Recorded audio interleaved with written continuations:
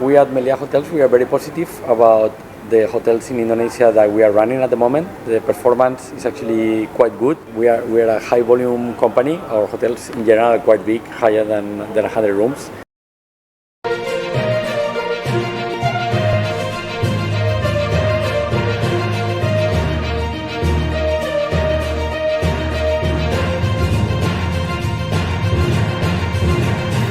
Mr. Gonzalo, thank you for your time with TTW Media.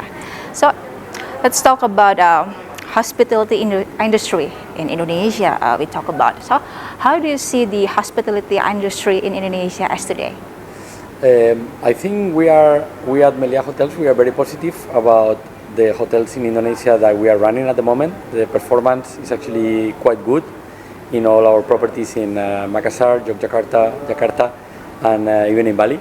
We just opened our biggest property in Bali after a 1.5 year renovation. It's called Paradisus Bali, located in Nusa Dua, around 500 rooms, and it's an all-inclusive property, meaning that the guests are booking for the room, and then breakfast, lunch, dinner is included, plus excursions and other local experiences. In general, performance is very good. We see that we have possibility of growing in many other destinations in the country. We just signed a deal for a new property in Sentul, south of Jakarta, which is a very good market. The property will be opening in 2029.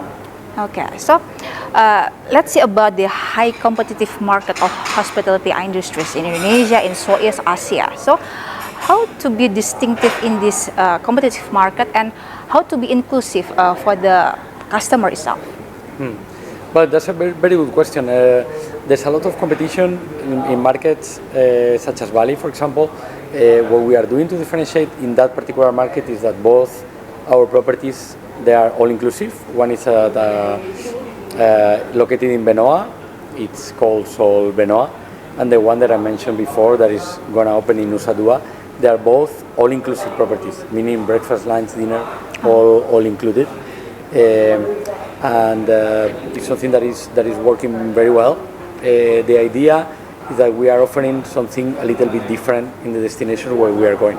At the moment, our targets are to grow, as I said, in Sentul. We are building a new hotel, and we are looking for or negotiating agreements in places like Luan Bajjo, Komodo, and Bintan Island. Okay.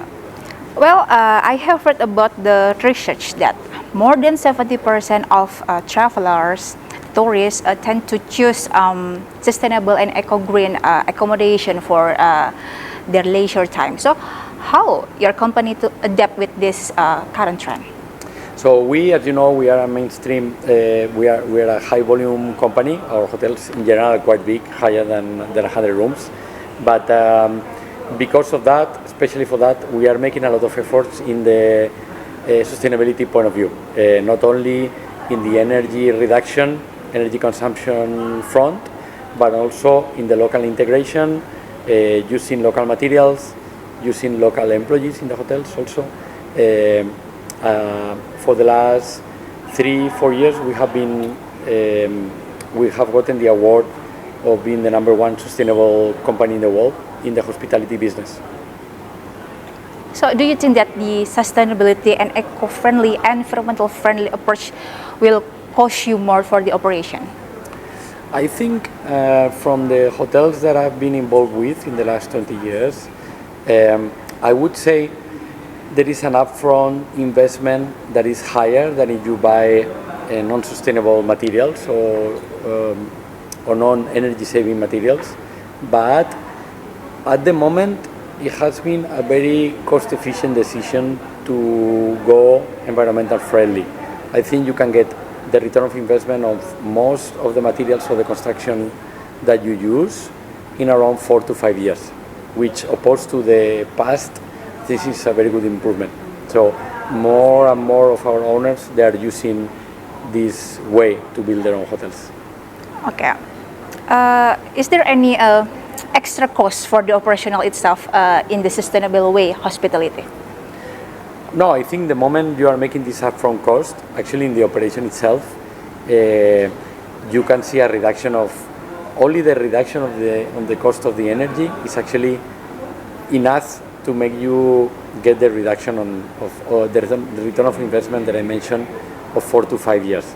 So a company like us, where all our processes are oriented towards sustainability, we don't see that the costs are increasing, but actually reducing.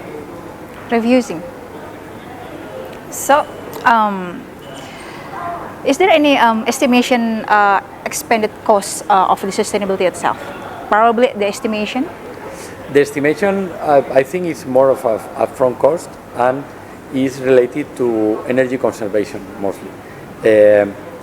I would say going sustainable, it was going to be increasing the cost in the engineering department of around 10% of the investment from non-sustainable friendly material or system, more or less 10 to 15% upfront. Okay, my last question. Do you think that the environmental friendly hospitality will be a great future for the tourism and hospitality itself, or probably the new challenge for your company? No, I think in Europe, I have to say that because also we are hotel owners, we implement a lot of our sustainable procedures and sustainable P&P for construction in our own properties. The challenge in Asia sometimes is because we are an asset-light company, is to convince the local owners to actually make the investment. I think we made a lot of progress in the last 10 years. I would say 50% of our hotels, they are making some kind of investment to go that way. But there's still a long way to go. So hopefully we are going to go that way and reach 100% as we do in Europe. Okay, thank you, Mr. Gonzalo, for your time. Thank you so much. Pleasure. Thank you.